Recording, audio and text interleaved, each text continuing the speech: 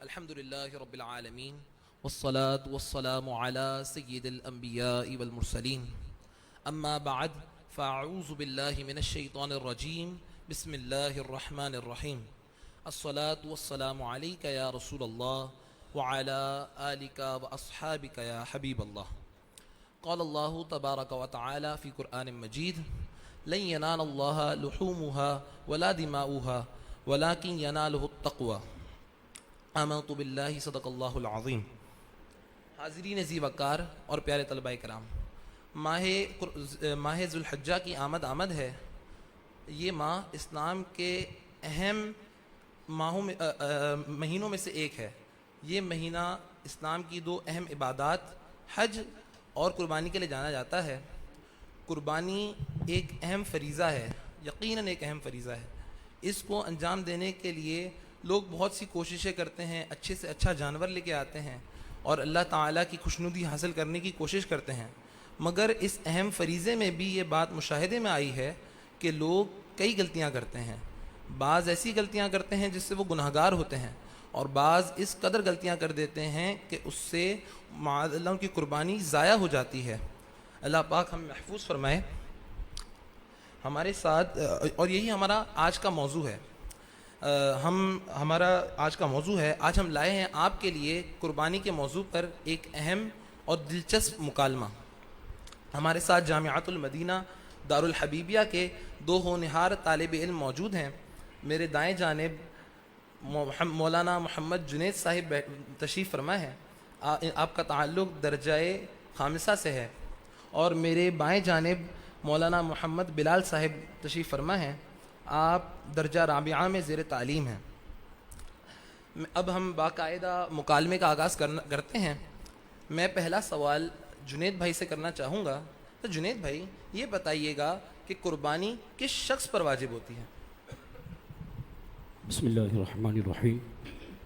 جی مکی بھائی، قربانی ہر مقیم بالغ مسلمان مرد اور عورت جو مالک نصاب ہو اس پر واجب ہوتی ہے۔ مالک نصاب ہونے سے مراد یہ ہے کہ اس شخص کے پاس 7.5 تولے سونا ہو، یا 52.5 تولے چاندی ہو، یا 52.5 تولے چاندی کی رقم ہو، یا اتنی مالیت کا مال تجارت ہو، یا اتنی مالیت کا اس کے پاس حاجت اصلیہ کے علاوہ سامان ہو۔ اگر یہ تمام نصاب جو ہم نے بیان کیا ہے یہ 10 ذوالحج سے لے کر 10 ذوالحج کی صبح صادق سے لے کر 12 ذوالحج کی غروب آفتاب تک پایا جائے گا تو اس پر قربانی واجب ہوگی۔ لیکن یہ جو نصاب بیان کیا ہے ظاہر ہے اس میں وسعت ہے، تو مشورہ یہی ہے کہ دارالفتہ جا کر مفتی صاحب کے پاس اپنی صورت کے مطابق مفتی صاحب سے سوال کر لیا جائے، اپنی جانچ کروا لی جائے، تاکہ جو بھی شرعی رہنمائی ہو وہ حاصل ہو اور درست طریقے سے قربانی ہو سکے۔ اچھا جنید بھائی یہ بتائیے گا، جو آپ نے ابھی نصاب بیان کیا وہ نصاب غالباً زکوٰۃ کے لیے بھی نہیں دیکھا جاتا، تو یہ دونوں کیا زکوٰۃ کا نصاب اور قربانی کے نصاب ایک ہے یا ان میں آپس میں کوئی فرق بھی ہے؟ یوں تو قربانی کا اور زکوٰۃ کا نصاب ایک ہی ہے، لیکن اس میں کچھ فرق ہے۔ ایک تو یہ ہے کہ زکوٰۃ کے لیے مال نامی کا ہونا ضروری ہے، دوسرا یہ کہ زکوٰۃ کے لیے اس مال پر سال کا گزرنا بھی ضروری ہے، جو کہ قربانی کے لیے نہیں۔ قربانی کے لیے جب بھی 10 ذوالحج کی صبح سے لے کر صبح صادق سے اور 12 کی غروب آفتاب تک اس کے پاس نصاب پایا جائے گا، قربانی واجب ہو جائے گی۔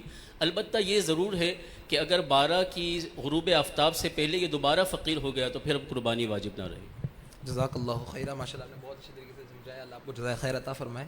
اچھا بلال بھائی یہ بتائیے گا کہ آپ سے میرا ایک دلچسپ سوال ہے، یہ بتائیے گا کہ اگر ایک شخص ہے اس پہ کبھی قربانی واجب تھی، اس کے بعد جب اس نے قربانی نہیں کی کسی بھی وجہ سے، اب اس کا کیا حکم ہے؟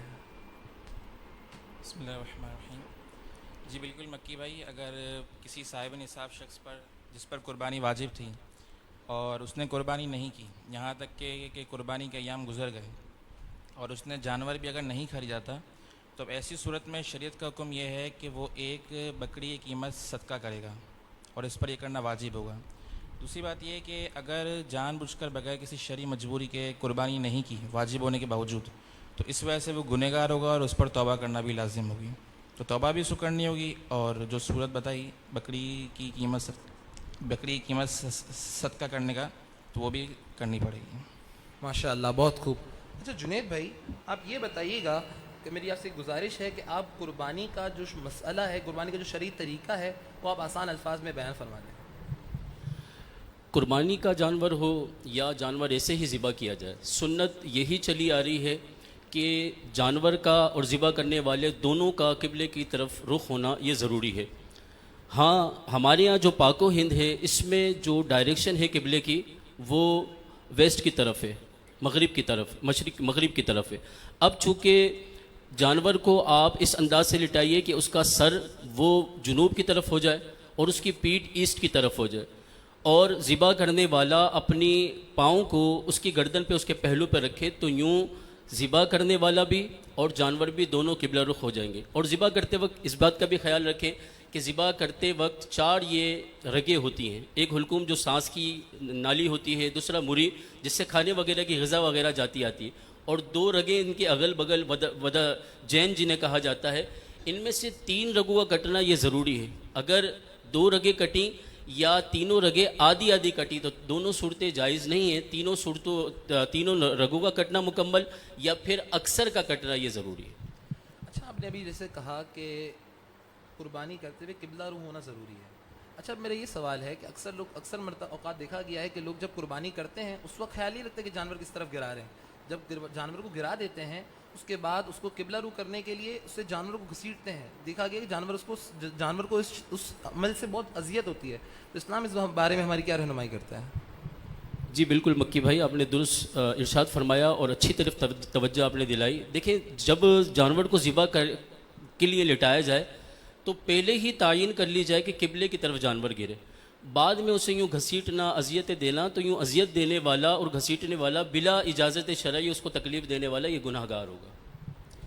جزاک اللہ خیرہ۔ اچھا بلال بھائی، یہ بتائیے گا کہ بعض اوقات دیکھا گیا ہے کہ جانور قربانی کے وقت نا بدک جاتا ہے، اس کے بعد وہ اچھلتا ہے، کودتا ہے، جس کی وجہ سے اس کو عیب پیدا ہو جاتا ہے۔ تو آپ یہ بتائیے گا کہ اس عیب کے بعد جانور کی قربانی ہوگی یا نہیں ہوگی؟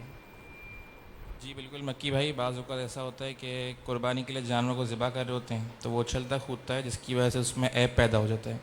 تو اس کے حوالے سے شریعت کا حکم یہ ہے کہ اگرچہ اس میں عیب پیدا ہو گیا اس صورت میں، لیکن اس صورت میں قربانی ہو جائے گی۔ جزاک اللہ خیرہ۔ جی ناظرین اور قابل قدر طلباء، کیسا لگا آپ کو یہ ہمارا خوبصورت مکالمہ؟ امید ہے آپ کو اچھا لگا ہوگا اور آپ نے علم کے کچھ موتی سمیٹے ہوں گے۔ اسی کے ساتھ مجھے دیجیے اجازت، دعاؤں میں یاد رکھیے گا۔ السلام علیکم ورحمۃ اللہ وبرکاتہ۔